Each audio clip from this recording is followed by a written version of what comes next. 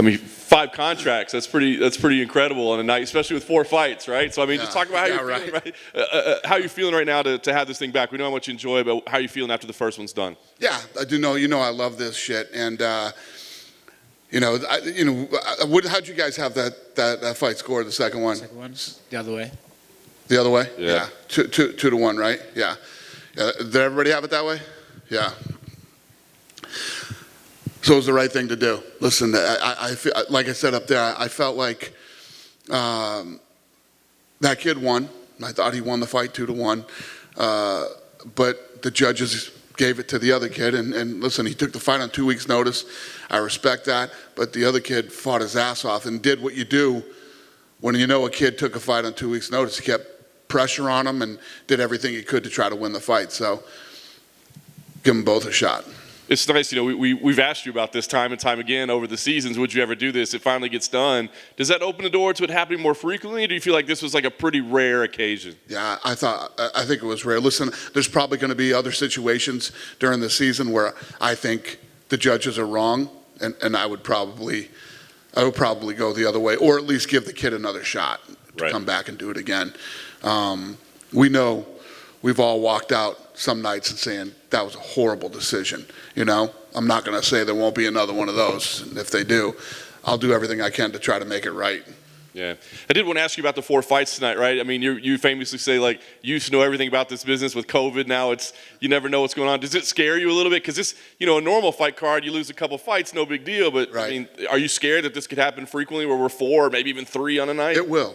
It will happen. This is the world we live in now. This is gonna happen. And, listen, I could do 2 of these. I could do 10 of these. I could do, it's all good. So however this thing plays out, I mean, look at the fights that happened tonight. And a couple of these guys came in on late notice. It's the matchmaking on this show is fucking excellent. Excellent. I love it.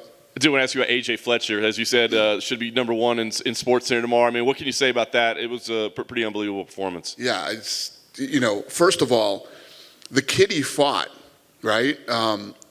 Leonardo, his opponent's records are 36-16, and he looked damn good, and he was dropping some big shots. He's a tough kid, real guy, and you don't see too many exciting flying knee knockouts like that on somebody as legit as Leonardo was. Yeah, I did want to ask you also about Diego Lopes. You were high on Brito. You said he might be the next great Brazilian featherweight.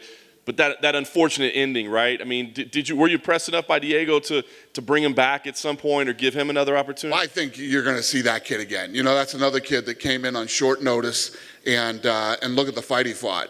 Kid's got a great chin, and for being so good at jiu-jitsu, he's got a great chin, and he's not afraid to throw his hands. Yeah. So it's definitely not the last you're going to see of him.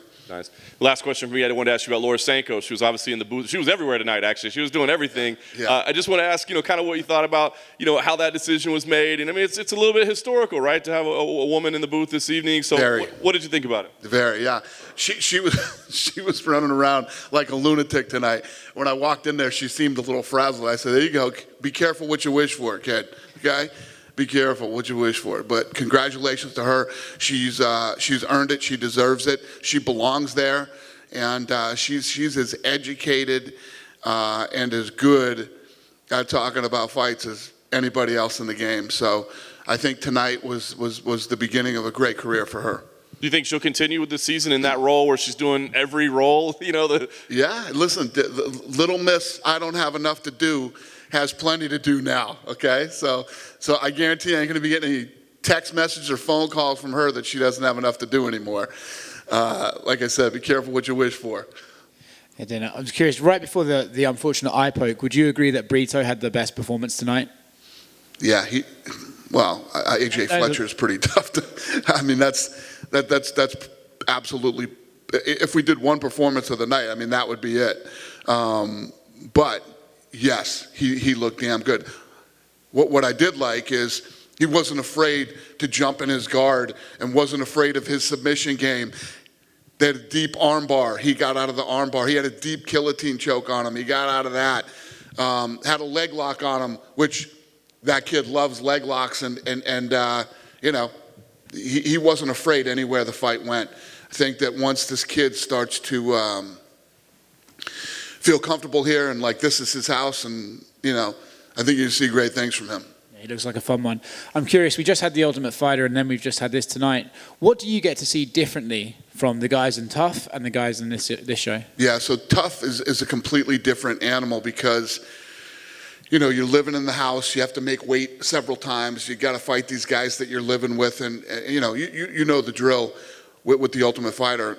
And here, you're coming in, the matchmaking on these shows is excellent. It's just, I can't say enough about how well these are match made. And you're literally fighting the toughest guy in the world that is available for you to fight to get into the UFC. So both are incredibly hard, but different. Episode 1, 5 contracts in 4 fights. So Sean and Mick asking you maybe let's cool off because they know that they've got a bigger roster and bigger roster and bigger roster? No, we're not worried about bigger roster. Especially, we're not as worried about the roster right now, especially with COVID. I mean, with all this COVID shit going on, a fat roster isn't bad. Just in case you need replacements and stuff like that. Yeah. Thanks, man. Good? Thank you, guys. Thanks for coming.